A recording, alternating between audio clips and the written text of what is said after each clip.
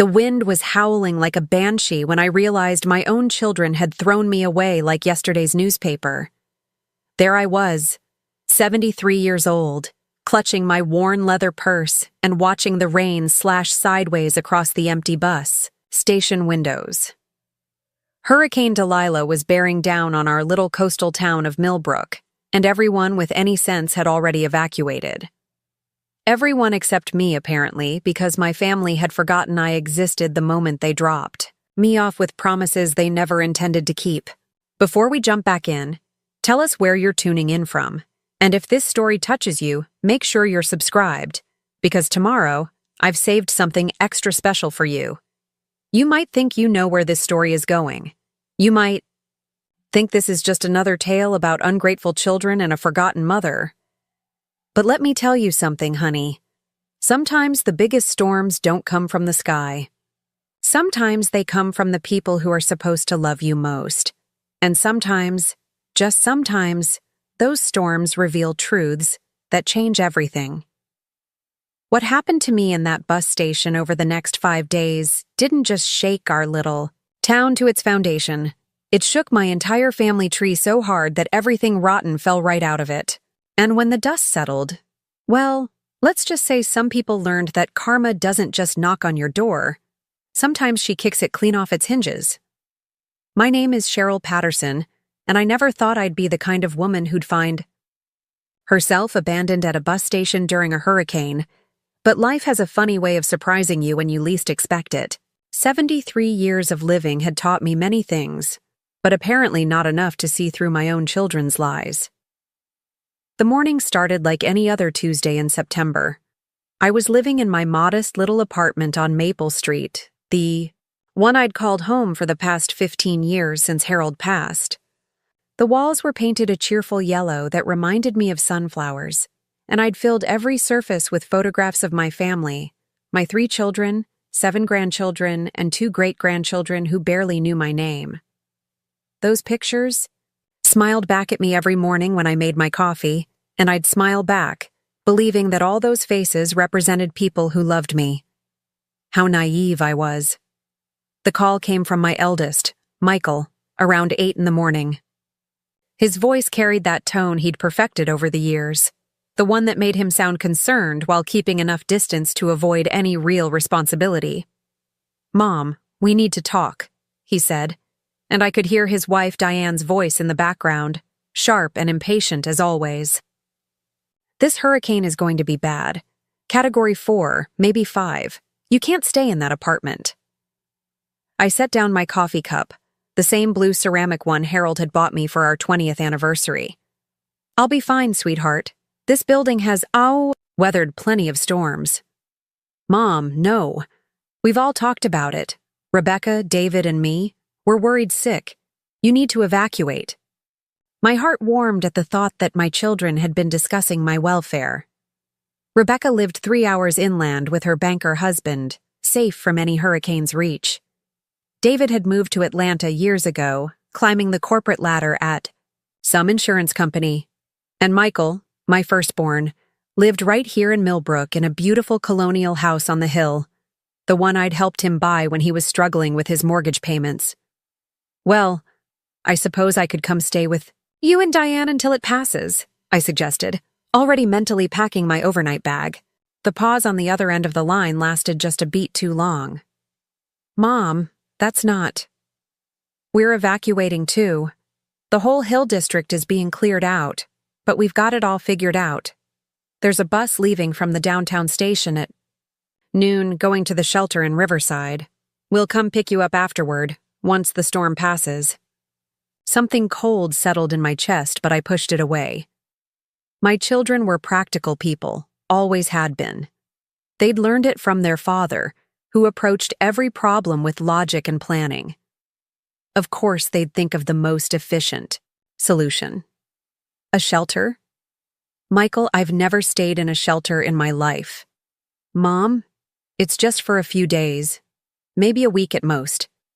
It's the smart thing to do. We'll all meet up there, the whole family. It'll be like a reunion." The way he said it, bright and cheerful, made it sound almost appealing. I pictured myself surrounded by my children and grandchildren, all of us riding out the storm together, sharing stories and playing cards like we used to do during the power outages when they were small. Will you be there? At the shelter? Another pause. We'll figure it out, Mom. The important thing is getting you somewhere safe. I should have pressed him for details.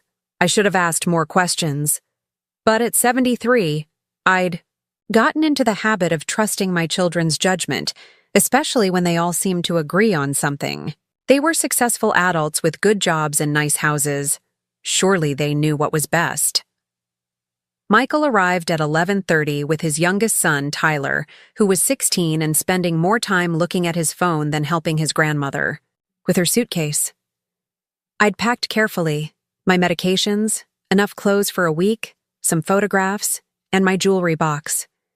Not because the pieces were particularly valuable, but because each one held a memory. The ride to the bus station was quiet except for the radio weather updates. Hurricane Delilah had strengthened overnight and was now packing winds of 160 miles per hour. The storm surge was expected to be catastrophic. I watched the familiar streets of Millbrook flash by, noting how many businesses had already boarded up their windows and how few cars were left on the roads. "Are you sure you'll be safe on the hill?" I asked Michael as we pulled up to the station. "Don't worry about us, Mom. Just focus on staying safe yourself." The bus station was a small, tired-looking building that served more as a Greyhound stop than a proper transportation hub. Only a handful of people waited inside, most of them elderly like myself, clutching small bags and wearing expressions of worry mixed with resignation. The fluorescent lights buzzed overhead, casting everything in a harsh, institutional glow. Michael walked me inside and spoke to the clerk, a young woman with kind eyes who assured him that the 12:15 bus to Riverside was still running, though it would likely be the last one before the storm hit. He bought my ticket and pressed it into my hand along with $40 in cash. "For food and whatever you need," he said, giving me a quick hug that felt more like an obligation than affection. "When will I see you again?" I asked, suddenly feeling like a child being dropped off at summer camp. "Soon, Mom. Real soon. As soon as the roads are clear." Tyler was already heading toward the door, eager to leave. Michael followed, pausing only to give me another quick wave before disappearing into the growing storm. I found a seat on one of the hard plastic chairs and settled in to wait, my suitcase at my feet and my purse clutched tightly in my lap. The rain had started in earnest now, drumming against the windows with increasing intensity. Through the glass, I could see palm trees beginning to bend and sway in ways that looked almost violent. 12:15 came and went. No bus. I approached the clerk, who looked up from her computer with apologetic eyes. "I'm sorry, ma'am. The 12:15 to Riverside has been canceled. Road conditions." "When's the next one?" She clicked through several screens, her expression growing more concerned. "The 2:30 is still showing, but honestly, I don't think it's going to run either. The state police are starting to close the highways." I returned to my seat, telling myself not to panic. Michael would figure something out. He always did. I tried calling him, but the call went straight to voicemail. I tried Rebecca and David, too, with the same result. Cell towers were probably overwhelmed with people trying to reach their families before the storm hit. Preparing and narrating this story took us a lot of time, so if you are enjoying it, subscribe to our channel. It means a lot to us. Now back to the story. By 3 o'clock, it was clear that no buses were leaving Millbrook that day. The clerk had given up any pretense of normal operations and was packing up her things, preparing to leave herself. "Ma'am," she said, approaching me with genuine concern. "Do you have somewhere else you can go? We're closing the station." I tried calling Michael again. This time, miraculously, he answered on the 4th ring. "Mom, I can't really talk right now. We're in the middle of loading the car." "Michael, the buses aren't running. I'm still at the station." "What? But I bought you a ticket." The storm is too bad. They've canceled all the routes. I could hear him talking to someone in the background, his voice muffled as he covered the phone. When he came back, he sounded distracted and stressed. Okay, Mom, just stay there for now. Let me figure something out. The station is closing. The clerk is leaving. There's got to be somewhere you can wait, a restaurant or something. I looked around the empty station, then out at the storm that was now bending street signs and sending debris flying past the windows. Michael, everything is closed. The whole town is shutting down. Mom, I'm sorry, but we're literally walking out the door right now. Diane's parents are expecting us in Jacksonville, and if we don't leave now, we won't make it out before the worst of the storm hits. The words hit me like a physical blow. You're leaving? Without me? We thought you'd be on the bus by now. We thought you'd be safe. But I'm not on the bus. I'm here, and I have nowhere to go. The silence stretched so long I thought the call had dropped. When Michael spoke again, his voice carried an edge of irritation that cut through me like a knife. Mom, I don't know what you want me to do. We can't come back now. The roads are already getting dangerous. You're just going to have to find somewhere to ride it out. Michael, I'm 73 years old. I'm alone in a hurricane. This is your mother you're talking to. And you're a strong woman who's survived a lot worse than a storm. Look, I've got to go. Call Rebecca or David. Maybe one of them can help. The line went dead. I stared at my phone for a long moment, unable to process what had just happened. My eldest son, the one I'd rocked to sleep when he had nightmares, the one I'd sat up with during every fever and scraped knee, had just abandoned me in a hurricane because it was inconvenient to help. With shaking fingers, I dialed Rebecca's number. It rang and rang before going to voicemail. Same with David. I tried Michael again, but this time he didn't answer at all. The clerk approached me one more time, her expression a mixture of sympathy and helplessness. Ma'am, I really do have to lock up now. My supervisor is making everyone leave. I stood on unsteady legs, my suitcase feeling heavier than it had that morning. I understand, dear. Thank you for your kindness. She walked me to the door, her hand gentle on my arm. Is there someone coming for you?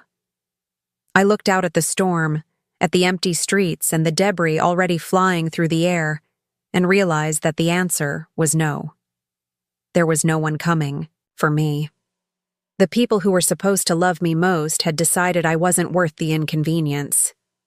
I'll be fine, I told her, though we both knew it was a lie. She locked the door behind me, and I found myself standing alone under the small overhang of the bus station, watching Hurricane Delilah tear apart the only town I'd ever called home. The wind was so strong now that I had to brace myself against the building to keep from being knocked over. Rain drove at me from every direction, soaking through my coat within minutes. I thought about Harold, about how he would have moved heaven and earth to keep me safe. He would have driven through the hurricane himself before he'd leave me stranded, like this. The difference between the man I'd married and the children I'd raised was suddenly crystal clear, and it broke something inside me that I wasn't sure could ever be repaired. A piece of roofing metal went flying past, close enough that I could feel the wind it displaced. I realized I couldn't stay outside much longer. The storm was intensifying by the minute, and I needed shelter. Real shelter, not just the shallow overhang of a closed building. I started walking, my suitcase wheels catching on every piece of debris the wind had scattered across the sidewalk. Most of the buildings on Main Street were boarded up, but I could see light coming from Murphy's Diner about 2 blocks down. If Martha Murphy was still serving coffee, maybe she'd let an old woman wait out the storm. Each step was a battle against the wind. Twice I nearly lost my footing, and once a shopping bag filled with someone's belongings went tumbling past me like a tumbleweed. By the time I reached Murphy's, I was soaked to the skin and shivering uncontrollably. The diner was nearly empty except for 2 men at the counter and a family huddled in a corner booth. Martha looked up when I stumbled through the door, her weathered face immediately filling with concern. Cheryl Patterson, what in the world are you doing out in this storm? Martha and I had known each other for 20 years, ever since I'd started coming in for coffee after church on Sundays. She was a straight-talking woman who'd raised 5 children of her own and had opinions about everything from politics to pie crust. Right now, she looked at me like I'd lost my mind. I was supposed to catch a bus, I said, water dripping from my coat onto her clean floor, to the shelter in Riverside, but the buses stopped running. Honey, they stopped running hours ago. Didn't your family know that? I couldn't bring myself to tell her that my family knew exactly where I was and had chosen to leave anyway. Instead, I just nodded toward the corner. Mind if I sit for a while? I'll buy coffee. Martha waved me toward a booth and brought me a towel and a steaming cup without being asked. You can sit as long as you need to, but I'm closing in an hour. I've got to get home to my own family. I understood. Everyone had their own people to worry about. I was learning that the hard way. I tried calling my children again while I sat in that booth, listening to the storm get stronger outside. Michael's phone went straight to voicemail now. Rebecca's, too.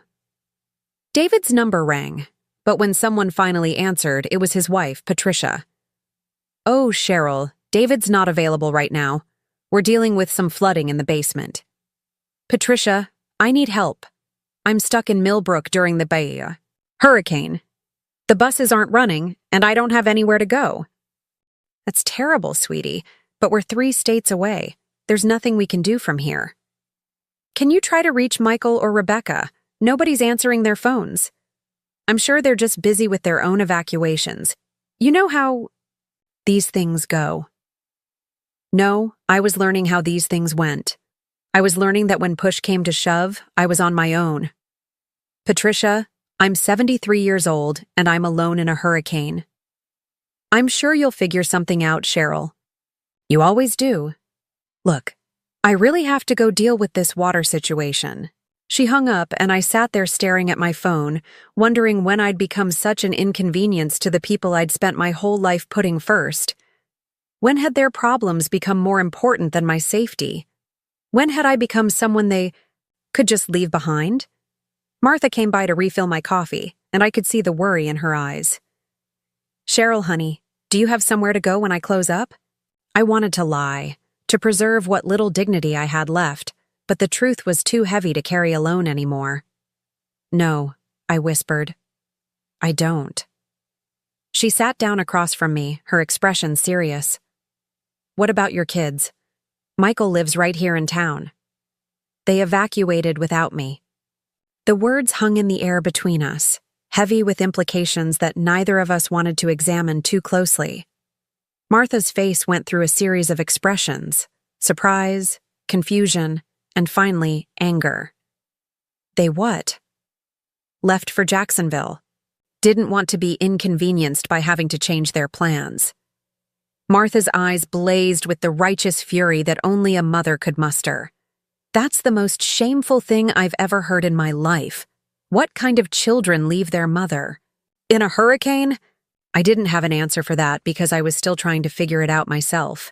I'd raised 3 children who'd all grown up to be successful, educated adults.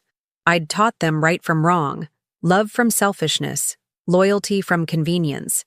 Apparently, I hadn't taught them well enough. The lights flickered as another gust of wind shook the building. Through the windows, I could see that the storm was reaching its full fury now. Street signs were bent at impossible angles. And what? Looked like someone's patio furniture was tumbling end over end down Main Street. Martha, I said quietly, I think I need to call the police. Ask if there's an emergency shelter still open. She reached across the table and squeezed my hand. Let me try something first. Martha pulled out her phone and dialed a number, her fingers moving with the confidence of someone who'd memorized it long ago. After a few rings, someone answered. Carlos, it's Martha Murphy. I know you're probably busy with the storm, but I've got a situation here at the diner. I could hear a man's voice on the other end, speaking in rapid Spanish mixed with English. Martha listened, nodding occasionally. No, it's not structural damage. she said. It's Cheryl Patterson. You remember Mrs. Patterson from church? Her family dropped her off at the bus station for evacuation, but the buses stopped running, and they left town without her. More conversation in Spanish, the tone growing more animated. I know. It's unbelievable. Can you help? Martha listened for another moment, then smiled for the first time since I'd walked into her diner. You're an angel, Carlos. We'll be here. She hung up and turned to me with relief written all over her face. Carlos Mendoza is coming to get you. He owns the auto shop down on Commerce Street, and his family has a house about 5 miles inland. They're riding out the storm there. I can't impose on strangers, I protested, though the relief flooding through me was overwhelming. Honey, right now, strangers are treating you better than your own family. Besides, Carlos and his wife Elena have been members of St. Mary's for 15 years. I've known them since their oldest daughter was in diapers. They're good people. 20 minutes later, a pickup truck pulled up in front of the diner, fighting against the wind. A man about my age jumped out, wearing a rain slicker and a baseball cap that was immediately threatened by the storm. He jogged to the door, pushed it open against the wind, and stepped inside with a gust of rain. Carlos Mendoza was shorter than Harold had been, with graying hair and kind eyes behind wire-rimmed glasses. He looked at me sitting in the booth, with my suitcase, and shook his head with what I recognized as a father's disappointment. Mrs. Patterson, he said, his accent soft and warm. Martha told me what happened. This is no good at all. I don't want to be any trouble. I began, but he held up a hand. No trouble. My Elena, she would box my ears if I left you here. We have plenty of room, plenty of food. You come with us, ride out the storm like family. The word family hit me harder than it should have. Here was a man I barely knew, offering me what my own children had refused to give, basic human decency in a time of crisis. Carlos helped me to his truck, holding my arm steady as we battled the wind. My suitcase went in the back, covered by a tarp he'd brought specifically for that purpose. The man had thought ahead, planned for my comfort, in ways my own son hadn't bothered to consider. As we drove through the storm-battered streets of Millbrook, Carlos kept up a steady stream of conversation, telling me about his family, his business, his plans to wait out the hurricane. His voice was calm and reassuring, the voice of someone who wasn't going to abandon me the moment things got difficult. You know, he said as we turned onto a road I didn't recognize, Elena and we've been through 4 hurricanes in this house. Built in 1987, good and strong. You'll be safe with us. I found myself crying then, not from fear of the storm, but from gratitude that such kindness existed in the world. That morning, I'd believed my family loved me. By evening, I'd learned that strangers could show more compassion than the children I'd carried in my womb. The Mendoza house sat on a small rise surrounded by old oak trees that bent in the wind but held their ground.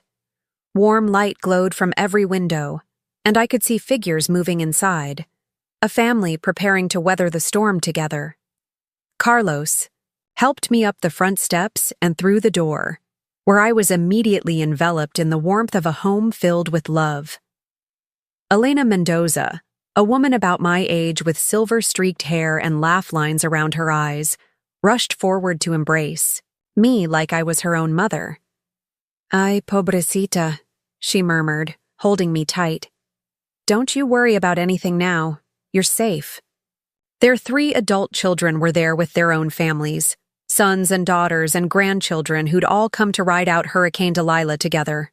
They made room for me at their table, shared their food, and treated me like I belonged. There. As the storm raged outside, shaking the house and rattling the windows, I sat in that warm living room surrounded by people who'd known me for all of 2 hours and felt more loved than I had in years. The Mendoza grandchildren played board games on the floor while the adults talked quietly, sharing stories and reassurances. Elena brought me a cup of tea and sat beside me on the couch. Carlos told me about your family, she said quietly. I cannot understand this. How do children do such a thing? I didn't have an answer for her either, but sitting there in the safety of her home, I realized that maybe I didn't need one. Maybe some people were just capable of love and others weren't. Maybe it had nothing to do with blood or obligation and everything to do with character. The power went out around midnight, but the Mendoza family was prepared. They had candles and flashlights, battery-powered radios, and plenty of blankets. We all settled in for a long night, listening to the storm tear at the house while staying warm and safe inside. I lay on the couch Elena had made up for me with soft sheets and extra pillows, staring at the ceiling and thinking about the difference between the family I'd been born into and the family I'd been adopted into by strangers.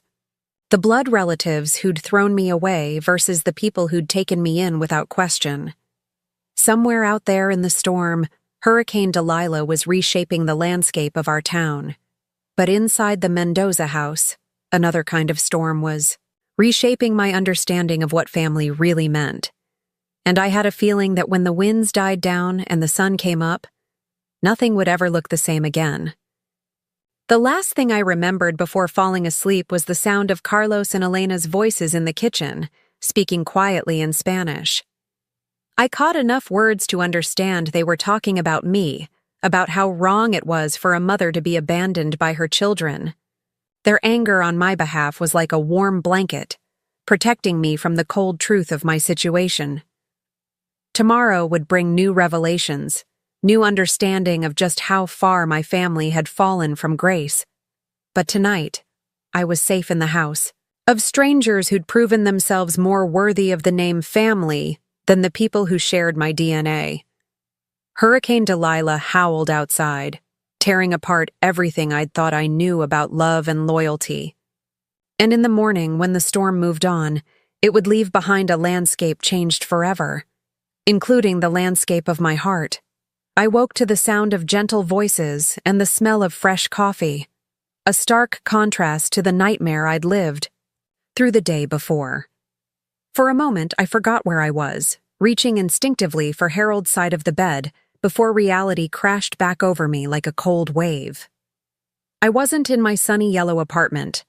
I was on Elena Mendoza's couch, wrapped in blankets that smelled like lavender fabric softener, because my own children had left me to face Hurricane Delilah alone. The storm had passed during the night, leaving behind an eerie quiet that felt almost unnatural after hours of howling wind. Through the living room windows, I could see the damage Delilah had left in her wake. Tree branches littered the yard, and what looked like someone's garbage can had come to rest against the Mendoza's front porch. But the house had held strong, just as Carlos promised it would. Elena appeared in the doorway carrying a steaming mug, her face creased with the kind of concern that should have come from my own daughter. "Buenos dias, Cheryl. How did you sleep?" "Better than I had any right to," I admitted, accepting the coffee gratefully. It was strong and sweet, exactly the way Harold used to make it on Sunday mornings, when we'd sit on our little balcony and watch the world wake up. "The storm, she is finished," Elena said, settling into the armchair across from me. "But Carlos says the roads, they are very bad. Many trees down, flooding everywhere. It will be days before they clear the main highways." Days. The word settled, heavy in my chest as I realized what it meant. Even if my children suddenly developed consciences and decided to come back for me, they couldn't. I was stranded here with these kind strangers for the foreseeable future, completely dependent on their generosity. "I should try to call my insurance company," I said, thinking of my little apartment and wondering what condition it might be in. "See about my place." Elena's expression grew troubled. "Cheryl, Carlos drove by your street this morning, early, before the wind stopped completely. There is much damage there. Many buildings, they have lost their roofs." My heart sank as I pictured my cheerful yellow walls exposed to the elements, my photographs of smiling grandchildren soaked with rainwater. Everything I owned, Everything that connected me to the life I'd built with Harold might be gone. And for what? So my children could evacuate to Jacksonville without the inconvenience of bringing their mother along. But do not worry, Elena. Continued quickly, seeing the distress on my face. You stay here as long as you need. We have plenty of room, and honestly, it is nice to have another woman to talk to. These men, they think they know everything about hurricanes, but they never remember to stock enough toilet paper. Her gentle humor drew a smile from me despite everything. Here was a woman who'd taken in a stranger during a natural disaster and was somehow managing to make me feel like a welcome guest rather than a burden. The contrast to my own family's behavior was so stark, it made my chest ache. Carlos appeared, in the doorway, his hair still damp from a shower. Ladies, breakfast is ready. And Cheryl, I have news about the town. We gathered around the kitchen table, where the Mendoza family had laid out a feast that put my usual toast and coffee breakfast to shame. Fresh eggs from their neighbors' chickens, homemade tortillas, fruit salad, and bacon that smelled like heaven. Their adult children and grandchildren had already eaten and departed to check on their own properties, leaving the three of us to share the morning in comfortable quiet. "What's the news?" I asked, trying not to think about how long it had been since I'd shared a real breakfast with anyone. Carlos's expression grew serious as he buttered a tortilla. Downtown is very bad. The storm surge, it came further inland than anyone expected. Many businesses on Main Street, they are flooded. Murphy's Diner has 3 feet of water inside. My heart went out to Martha, who'd been so kind to me in my moment of need. Her little diner was her whole life, passed down from her father and the source of pride she'd carried for 30 years. "What about the residential areas?" I asked, though I wasn't sure I wanted to know. "Your neighborhood, it is not as bad as it could be. Some flooding, many trees down, but the buildings, most of them are still standing. But Cheryl," Carlos paused, his fork halfway to his mouth. "The Hill District where your son lives, they got hit very hard." "What do you mean, hit hard?" "Mudslides. All that rain on the steep slopes, it loosened the soil. Several houses, they slid right down the hill. Others have foundation damage. Big cracks. Not safe to live in." I set down, my coffee cup with shaking hands. Michael's beautiful colonial house, the one I'd helped him buy, was in the Hill District. Despite everything he'd done to me, he was still my son, and the thought of him losing his home filled me with complicated emotions. "Do you know which houses were affected?" Carlos shook his head. "The police, they are not letting anyone up there yet. Too dangerous. But I heard from my nephew who works for the fire department that Hilltop Drive got the worst of it." Hilltop Drive, Michael Street. I tried calling him immediately, but the call wouldn't go through. Cell service was still spotty throughout the area. Another reminder of how completely cut off I was from the people who were supposed to care about my welfare. "Try not to worry," Elena said, reaching across to pat my hand. "I am sure your family is safe. They evacuated, remember?" "Yes, they evacuated. They evacuated and left me behind, and now their fancy house on the hill might be sliding down into the valley." There was irony there, though I was too worried about their safety to fully appreciate it yet. After breakfast, Carlos offered to drive me to see my apartment. The roads were treacherous, littered with debris and standing water, but his pickup truck navigated the obstacles with the confidence of a vehicle that had seen many storms. As we drove through Millbrook, I got my first real look at what Hurricane Delilah had done to our little town. It was devastating. Entire sections of downtown were underwater, with boats that had broken free from the marina sitting in the middle of what used to be Commerce Street. The old courthouse, a building that had stood since 1923, was missing half its roof. Everywhere I looked, I saw the remnants of people's lives scattered by the wind. Children's toys, furniture, clothing, photographs that would never be the same even if their owners found them. My apartment building had fared better than I'd expected, though that wasn't saying much. The roof was mostly intact, but several windows had been blown out, and I could see water damage on the lower floors. My third-floor unit might have escaped the worst of it, but there was no power, no way to get inside to assess the real damage. It could be weeks before they restore utilities, Carlos said as we sat in his truck, staring up at the building. I'd called home for 15 years. Maybe months for some areas.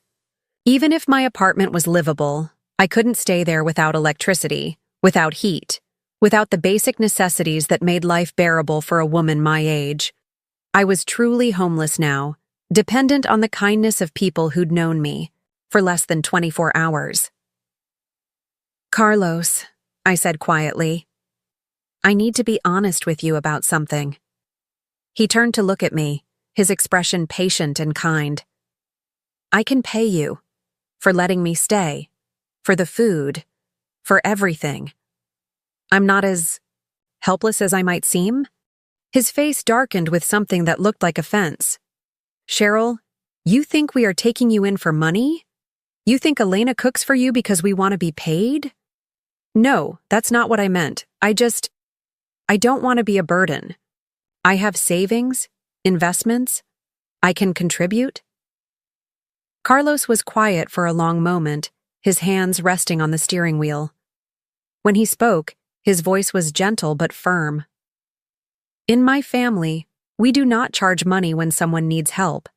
This is not a hotel. This is not business. This is what people do for each other when the world goes crazy. I felt tears pricking at my eyes again, overwhelmed by the simple human decency that seemed to come so naturally to the Mendoza family. I'm not used to accepting charity. This is not charity. This is family. And you are family now, whether you like it or not. The word hit me like a physical blow, because it represented everything I'd thought I had, and everything I'd lost in the space of a single phone call. Family. The people who were supposed to show up when things got difficult, not run away to save themselves.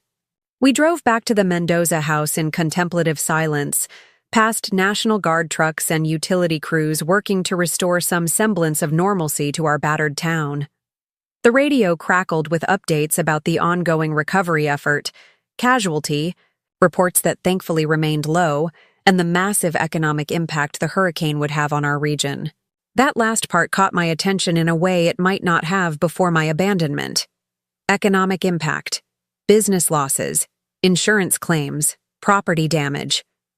For the first time, I found myself wondering about my children's financial situation, not out of motherly concern, but out of something closer to curiosity. Michael worked in real estate development, a business that would be severely impacted by a disaster like this. Rebecca's husband was a banker, and I knew enough about economics to understand that natural disasters created chaos in financial markets. David's insurance company would be facing massive claims from hurricane damage. But these thoughts felt distant and abstract compared to the immediate reality of my situation. I was safe, fed, and cared for by people who owed me nothing. My children, wherever they were, had made their choices clear. That evening, the Mendoza family gathered again for dinner, their adult children returning with reports from around the region. The devastation was widespread, affecting not just our immediate area, but stretching inland for hundreds of miles. It would be the kind of disaster that reshapes communities, destroys some lives while revealing the true character of others. I helped Elena prepare the meal, grateful to have something useful to do with my hands. We worked together in comfortable rhythm, two women of a certain age who understood the therapeutic value of feeding people you care about. She told me stories about her children and grandchildren, about the hurricanes she'd weathered over the years, about the strength that comes from facing life's storms with people who love you. You know, she said, as we chopped vegetables for soup, Carlos and I, we were not born here. We came from El Salvador in 1981, during the Civil War. We had nothing but the clothes on our backs and two small children. That must have been terrifying, I said, thinking about the courage it took to start over in a foreign country. Yes, but also hopeful. Because we knew that in America, if you work hard and treat people right, you can build a good life. And we did. But the most important thing we learned is that family is not just blood. Family is the people who choose to love you, who choose to stay with you when things get hard. Her words settled deep in my chest, adding weight to thoughts I'd been trying to avoid. My blood family had chosen to leave me when things got inconvenient. This family had chosen to love me when I had nothing to offer but need. After dinner, we sat in the living room listening to the battery-powered radio, getting updates on the recovery effort. The newscaster's voice painted a picture of widespread destruction, billions of dollars in damages, communities that would take years to fully recover. Then came a segment that made me sit up straighter in my chair. In economic news, Hurricane Delilah is already having a significant impact on regional financial markets. Several major development projects along the Gulf Coast have been completely destroyed, and insurance companies are bracing for what could be the costliest natural disaster in the region's history. Banking institutions are reporting widespread disruptions to their operations, with many branches completely destroyed and computer systems offline indefinitely. Elena noticed my sudden attention. "Something wrong, Cheryl?" "My son works in development. My son-in-law is a banker. My other son works for an insurance company." Carlos looked up from the book he'd been reading. "All three of them in businesses that will be hit hard by this storm." "Yes." We sat in silence for a moment, absorbing the implications. The children who'd abandoned me to save themselves might be facing financial ruin from the very storm they'd used as an excuse to leave me behind. "Do you think they are okay?" Elena asked. "Not the money, but them, personally?" It was a fair question, and one that revealed the difference between the woman I'd been 24 hours ago and the woman I was becoming. The old Cheryl would have been frantic with worry, calling everyone she knew to try to reach her children, consumed with maternal anxiety that overrode any other consideration. This new Cheryl felt something more complicated. Yes, I didn't want them to be hurt. They were still my children, still the babies I'd carried and raised and loved with everything in me. But I also felt a strange detachment, as if their welfare was no longer my primary responsibility. They'd made it clear that I wasn't their priority. Why should they be mine? "I hope they're safe," I said finally. "But they're adults. They made their choices." The next morning brought the first successful phone call I'd had since the storm. Not from any of my children, but from my insurance company.